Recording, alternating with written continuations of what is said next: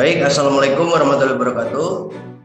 Kami dari kelas B2 kelompok 3 ingin menyampaikan penyuluhan tentang kesehatan dengan materi yang pertama, mencuci tangan 6 langkah yang akan disampaikan oleh Putri Nabila Raihana. Kemudian yang kedua, menggunakan alat pelindung diri atau APD yang akan disampaikan oleh saya sendiri. Kemudian yang ketiga, mencuci tangan 7 langkah yang akan disampaikan oleh Nural. Yang keempat, pola hidup sehat yang akan disampaikan oleh Selvia. Yang kelima, penyuluhan tentang narkoba yang akan disampaikan oleh Aulia. Dan yang keenam, edukasi penyuluhan tentang KB atau keluarga berencana yang akan disampaikan oleh Helena.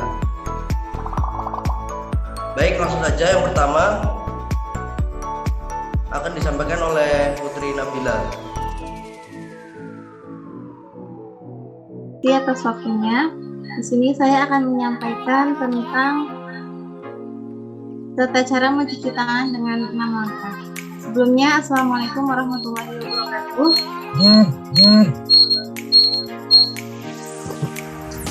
Kenapa cuci tangan harus pakai sabun? Tangan melakukan banyak hal seperti memegang hewan peliharaan, membersihkan kotoran, menyiapkan makanan, memberi makan anak, menyusui bayi, dan lain-lain.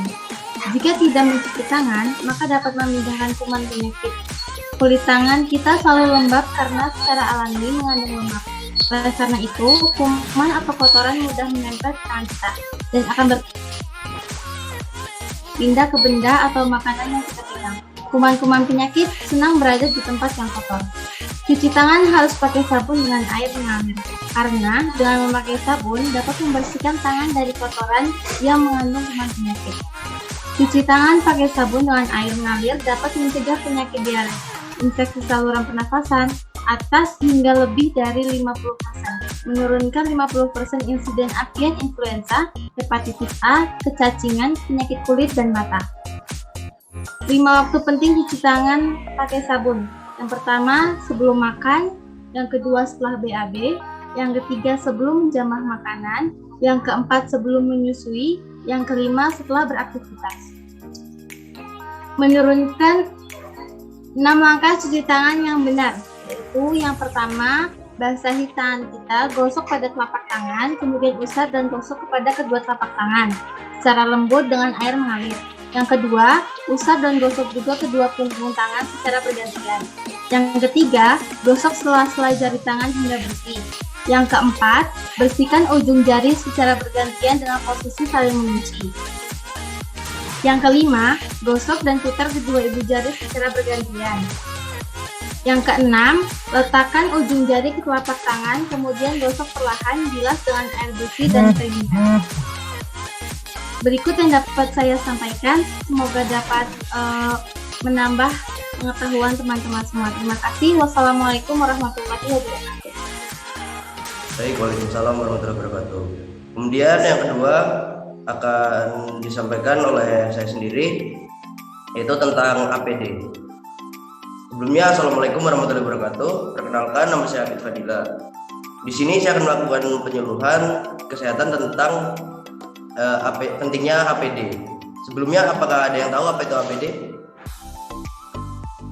Belum ada ya? Jadi APD itu adalah singkatan dari alat pelindung diri. Alat pelindung diri atau APD merupakan kebutuhan utama bagi tenaga kesehatan.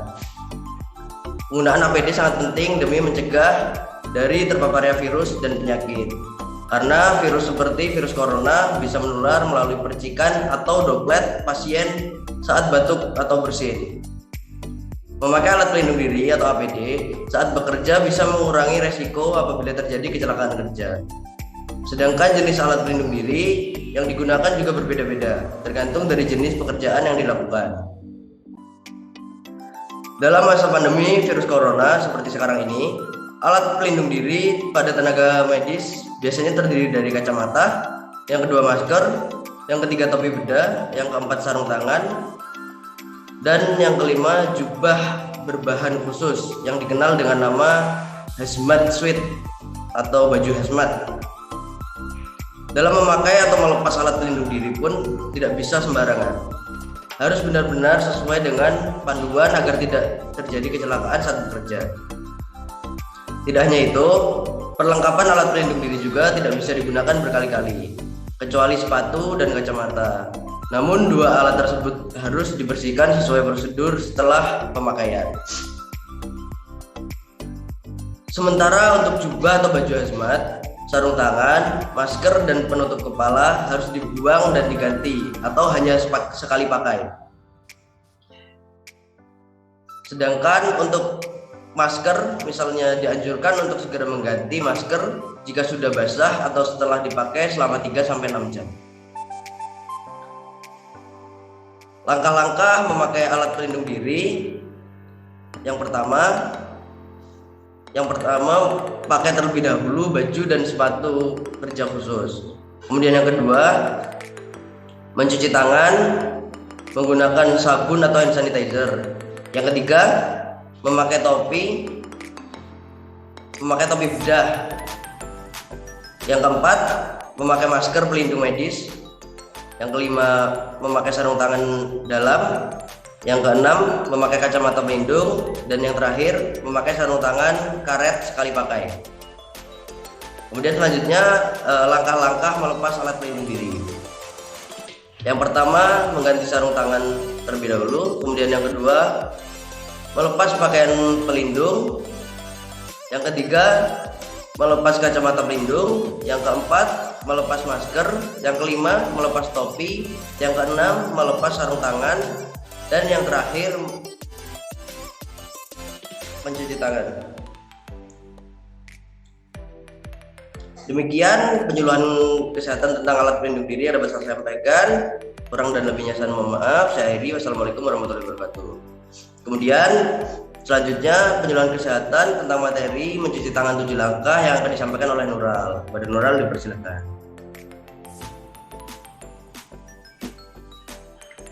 Baik, Assalamualaikum warahmatullahi wabarakatuh. Perkenalkan, saya Nural Wafinur. Saya akan memaparkan cara mencuci tangan 7 langkah yang benar menurut WHO. Cuci tangan 7 langkah merupakan cara membersihkan tangan sesuai prosedur yang benar untuk membunuh kuman atau menyebab penyakit. Dengan mencuci tangan, Anda pakai sabun baik sebelum makan ataupun sebelum memulai pekerjaan, agar menjaga kesehatan tubuh dan mencegah penyebaran penyakit melalui kuman menempel di tangan. Bagaimanakah langkah cuci tangan yang benar? Yaitu 1. Menggosok telapak tangan, menggosok punggung tangan, menggosok jari-jari tangan, menggosok punggung tangan atau mengunci, menggosok ibu jari, menggosok dalam tangan, dan membilas. Baik, sekian dari saya. Assalamualaikum warahmatullahi wabarakatuh. Waalaikumsalam warahmatullahi wabarakatuh. Terima kasih Nural. Selanjutnya, penyampaian penyuluhan tentang pola hidup sehat yang akan disampaikan oleh Selvia Widiastuti. Kepada Selvia dipersilakan. Baik, Assalamualaikum warahmatullahi wabarakatuh. Perkenalkan, saya Selvia Widiastuti. Di sini saya akan menyampaikan apa itu pola hidup sehat. Apa sih yang dimaksud dengan pola hidup sehat? Pola hidup sehat adalah upaya seseorang untuk menjaga tubuhnya agar tetap sehat. Pola hidup sehat dapat dilakukan dengan cara mengkonsumsi makanan bergizi, berolahraga secara rutin, dan istirahat yang cukup. Kebanyakan dari kita menganggap bahwa pola hidup sehat adalah pola hidup yang sulit untuk dijalani. Namun sebenarnya ada banyak cara yang mudah dilakukan untuk menjaga diri kita tetap sehat.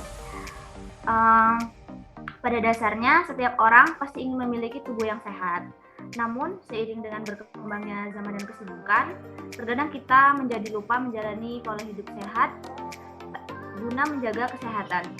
Hasilnya, kita menjadi terjangkit berbagai macam penyakit dan tidak jarang penyakit tersebut adalah penyakit serius. Jika kita sudah terkena penyakit, maka kita akan ada banyak hal yang merepotkan. Kita harus mengeluarkan budget untuk pergi ke dokter dan membeli obat. Aktivitas kita juga menjadi tertunda dan kita akan merepotkan orang lain karena kita pasti membutuhkan bantuan sehingga mereka harus merawat kita. Ini hanya sebagian hal dari banyaknya kerepotan yang terjadi saat kita sakit. Adapun cara menerapkan pola hidup sehat adalah dengan mengkonsumsi makanan bergizi, rutin berolahraga, istirahat yang cukup, perbanyak jumlah air minum, dan tidak merokok. Dengan pola hidup sehat akan menciptakan harapan hidup lebih lama. Manfaat lain yang kita dapatkan yaitu meningkatkan imun tubuh. Imun tubuh dapat mencegah penyakit masuk ke dalam tubuh kita, termasuk virus COVID-19. Di sini saya akan menyampaikan beberapa langkah-langkah pola hidup sehat, yaitu dengan makan makanan yang sehat dan bergizi seimbang. Lalu mengatur waktu makan atau makan yang teratur, istirahat atau tidur yang cukup, olahraga secara teratur, hindari dari stres, mendapatkan asupan vitamin yang cukup, perbanyak minum air putih, mengurangi konsumsi gula, tidak merokok, dan tetap memperhatikan dan menjaga kebersihan lingkungan. Sekian penjelasan tentang pola hidup sehat dari saya. Kurang lebihnya saya mohon maaf. Saya akhiri. Wassalamualaikum warahmatullahi wabarakatuh. Waalaikumsalam warahmatullahi wabarakatuh. Terima kasih Salvia. Selanjutnya penyuluhan tentang narkoba yang akan disampaikan oleh Aulia. Aulia dipersilakan.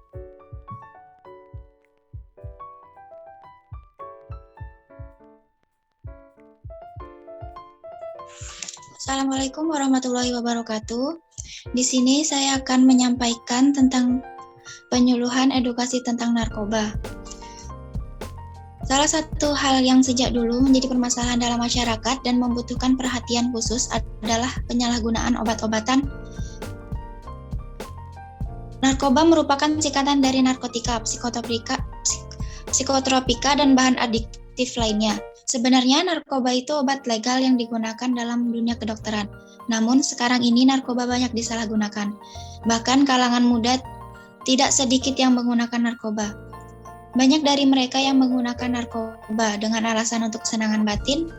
Namun sayangnya tidak banyak yang mengetahui bahaya narkoba. Penyalahgunaan narkoba dan obat-obatan terlarang di kalangan generasi muda dewasa kini kian meningkat. Maraknya penyimpanan perilaku generasi muda tersebut dapat membahayakan keberlangsungan hidup bangsa ini di kemudian hari. Karena pemuda sebagai generasi yang diharapkan sebagai penerus bangsa.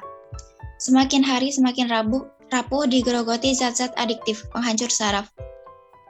Menurut Undang-Undang Nomor 22 Tahun 1997 dan Undang-Undang Nomor 5 Tahun 1997, narkotika dan psikotropika yang termasuk golongan 1 merupakan jenis yang dikategorikan ilegal. Akibat dari status ilegalnya tersebut, siapapun yang memiliki, memproduksi, menggunakan, mendistribusikan atau mengedarkan narkotika dan psikotropika golongan 1 dapat dikenakan pidana sesuai dengan ketentuan hukum yang berlaku. Macam-macam narkoba, yang pertama yaitu ada morfin. Morfin adalah hasil olahan dari opium atau candu mentah. Morfin merupakan alkaloida utama dari opium. Morfin rasanya pahit, berbentuk tepung halus, berwarna putih dan dalam bentuk cairan berwarna. Pemakaiannya dengan cara dihisap dan disuntikan. Yang kedua ada kodein. Kodein termasuk garam turunan dari opium dan candu. Efek kodein lebih lemah daripada heroin dan potensinya untuk menimbulkan ketergantungan rendah. Biasanya dijual dalam bentuk pil atau cairan jernih. Cara pemakaiannya ditelan dan disuntikan. 3. Heroin atau putau. Mempunyai kekuatan yang 2 kali lebih kuat dari morfin dan merupakan jenis obat yang paling sering disalahgunakan orang di Indonesia. Pada akhir-akhir ini, heroin yang secara farmakologis mirip dengan morfin menyebabkan orang menjadi mengantuk dan perubahan mood yang tidak menentu. Walaupun pembuatan, penjualan, dan pemilikan heroin adalah ilegal, tetapi diusahakan heroin tetap tersedia bagi pasien dengan penyakit kanker terminal karena efek analgesik dan euforiknya yang baik. Yang keempat ada metadon. Saat ini metadon banyak digunakan orang dalam pengobatan ketergantungan opioid Antagonis opioid telah dibuat untuk mengobati overdosis opioid dan ketergantungan opioid. Ketergantungan opioid. Yang kelima ada Demerol, nama lainnya adalah petidina. Pemakaiannya dapat ditelan atau dengan disuntikan. Demerol dijual dalam bentuk pil dan cairannya tidak berwarna. Yang keenam ada candu getah tanaman papaver somniferum, didapat dengan menyadap atau menggores buah yang hendak masak. Getah yang keluar berwarna putih dan dinamai latex. Getah ini dibiarkan mengering pada permukaan buah sehingga berwarna coklat kehitaman dan sesudah diolah akan menjadi suatu adonan yang menyerupai aspal lunak. Inilah yang dinamakan candu mentah atau candu kasar. Bahaya narkoba diantaranya yaitu menurut efeknya menimbulkan halusinogen atau halusinasi, stimulan atau seseorang pengguna lebih senang dan gembira untuk sementara waktu, depresan atau tidak sadarkan diri, adiktif atau kecanduan berat. Menurut jenisnya, menimbulkan depresi berat, apatis, rasa lelah berlebihan, malas bergerak, banyak tidur, gugup, gelisah, selalu merasa curiga, denyut jantung bertambah cepat, rasa gembira berlebihan, banyak bicara namun cadel, rasa harga diri meningkat, kejang-kejang, pupil mata mengecil, tekanan darah meningkat, berkeringat dingin, mual hingga muntah, luka pada sekat rongga hidung, kehilangan nafsu makan, turunnya berat badan. Dampak negatif penyalahgunaan narkoba terhadap anak atau remaja adalah sebagai berikut.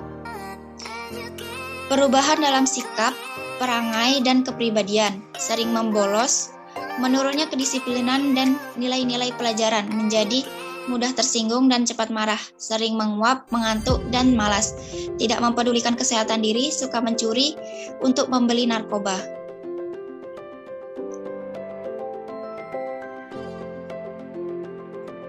Narkoba adalah barang yang sangat berbahaya dan bisa merusak susunan saraf yang bisa merubah sebuah kepribadian seseorang menjadi semakin buruk.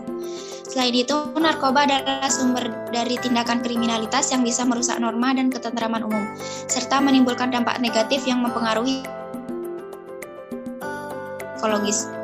Sebaiknya kalangan remaja sekarang harus dibina di luar dan di dalam supaya tidak terjerumus ke dalam narkoba. Dan yang paling berperan penting di sini ialah orang tua. Manakala orang tua tidak peduli dengan pergaulan anak-anaknya, maka sudah dipastikan anak tersebut akan terjerumus ke dalam narkoba.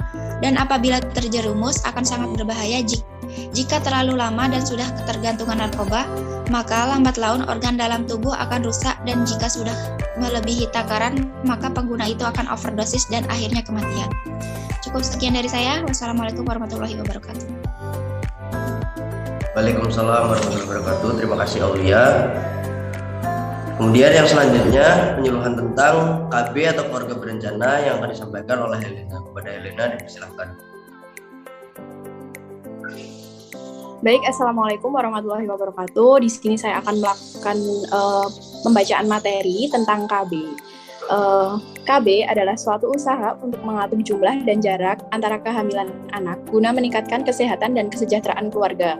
Beberapa manfaat dari KB yang pertama adalah menghindari kehamilan risiko tinggi, menurunkan angka kematian ibu dan bayi, meringankan beban ekonomi keluarga, membentuk keluarga bahagia sejahtera. Pertanyaannya, siapa saja yang boleh ber-KB? Pasangan usia subur yaitu usia 15 sampai 49 tahun yang ingin menunda kehamilan, menjarangkan kehamilan atau mengakhiri kehamilan. Tingkatnya laju pertumbuhan penduduk dan kurang seimbangnya penyebaran dan struktur umur penduduk masih merupakan masalah utama yang sedang dihadapi negara berkembang termasuk Indonesia. Jumlah penduduk yang besar tanpa diiringi kualitas sumber daya manusia yang baik mempersulit usaha peningkatan dan pemerataan kesejahteraan rakyat. Salah satu usaha untuk menanggulangi masalah kependudukan tersebut adalah dengan mengikuti program keluarga berencana atau sering disebut dengan KB. Semakin tinggi pertumbuhan penduduk, semakin besar usaha yang diperlukan untuk mempertahankan tingkat kesejahteraan rakyat. Program KB ini dimaksudkan untuk membantu pasangan dan perorangan dalam tujuan kesehatan reproduksi yang berkualitas. Selain itu, melalui program ini dapat menurunkan tingkat atau angka kematian ibu, bayi, dan anak, serta penanggulangan masalah kesehatan reproduksi. Dalam rangka membangun keluarga kecil berkualitas dan untuk mempersiapkan kehidupan dalam mendukung upaya peningkatan kualitas generasi mendatang. Keluarga berencana merupakan usaha untuk meringankan jumlah anak dan jarak kelahiran anak yang diinginkan. Maka dari itu, pemerintah mencanangkan program atau cara untuk mencegah dan menunda kehamilan. Tujuan utama pelaksanaan keluarga berencana dalam Repilita adalah untuk meningkatkan derajat kesejahteraan dan kesehatan ibu keluarga serta masyarakat pada umumnya. Dengan hasil pelaksanaan keluarga berencana, diharapkan angka kelahiran dapat diturunkan, sehingga tingkat kecepatan perkembangan penduduk tidak melebihi kemampuan kenaikan produksi. Dengan demikian, taraf kehidupan dan kesejahteraan rakyat diharapkan akan lebih meningkat. Program keluarga berencana dilaksanakan atas dasar sukarela serta tidak bertentangan dengan agama, kepercayaan, dan moral Pancasila. Dengan demikian, maka bimbingan pendidikan serta pengarahan amat diperlukan agar masyarakat dengan kesadarannya sendiri dapat menghargai dan menerima pola keluarga kecil sebagai salah satu langkah utama untuk meningkatkan kesejahteraan hidupnya. Oleh karena itu, pelaksanaan program keluarga berencana tidak hanya menyangkut masalah teknis medis semata-mata, melainkan meliputi berbagai segi penting lainnya dalam tata hidup dan kehidupan bermasyarakat. Organisasi pelaksanaan keluarga berencana dalam Repalita 1 mengalami perkembangan. Kegiatan secara terorganisir mulai dirintis dengan didirikannya Perkumpulan Berencana Indonesia atau PKBI. Akan tetapi, barulah pada tahun 1968 dengan dibentuknya Lembaga Keluarga Berencana Nasional atau LKBN, kegiatan keluarga berencana telah ditingkatkan menjadi suatu program nasional. Sesuai dengan perkembangan pelaksanaan keluarga berencana, dibutuhkan penyempurnaan organisasi. Penyuluhan yang diberikan sebagian besar merupakan materi tentang keluarga berencana dan jenis-jenis metode. KB atau keluarga berencana adalah suatu usaha untuk mengatur jumlah dan jarak kehamilan anak guna meningkatkan kesejahteraan dan kesehatan keluarga. Manfaat dari KB sendiri yaitu menghindari kehamilan risiko tinggi, menurunkan angka kematian ibu dan bayi, meringankan beban ekonomi keluarga, dan membentuk keluarga bahagia dan sejahtera. Salah satu cara paling mudah dan aman dalam merencanakan kehamilan adalah dengan menggunakan alat kontrasepsi. Penggunaan alat tersebut merupakan salah satu usaha pemerintah yang menganjurkan masyarakat untuk menerapkan program keluarga berencana. Penggunaan alat kontrasepsi selain membantu mengatur kelahiran anak, jarak dan usia ideal melahirkan, serta mengatur kehamilan akan jarak dan usia ideal melahirkan, serta mengatur kehamilan akan merasakan berbagai manfaat. Penggunaan alat kontrasepsi dapat meningkatkan akses dan kualitas informasi, pendidikan, konseling, dan pelayanan KB, serta kesehatan reproduksi, meningkatkan partisipasi dan kesertaan pria pada program KB ini, serta mempromosikan penyusunan bayi serta upaya untuk menjarangkan jarak kehamilan. Mungkin itu yang dapat saya sampaikan, kurang lebihnya saya mohon maaf. Wassalamualaikum warahmatullahi wabarakatuh. Waalaikumsalam warahmatullahi wabarakatuh. Baik, terima kasih untuk Helena dan teman-teman semua yang telah menyampaikan materi tentang penyuluhan kesehatan. Demikianlah penyuluhan tentang kesehatan yang dapat kami sampaikan. Kurang dan lebihnya kami mohon maaf. Saya akhiri. Wassalamualaikum warahmatullahi wabarakatuh.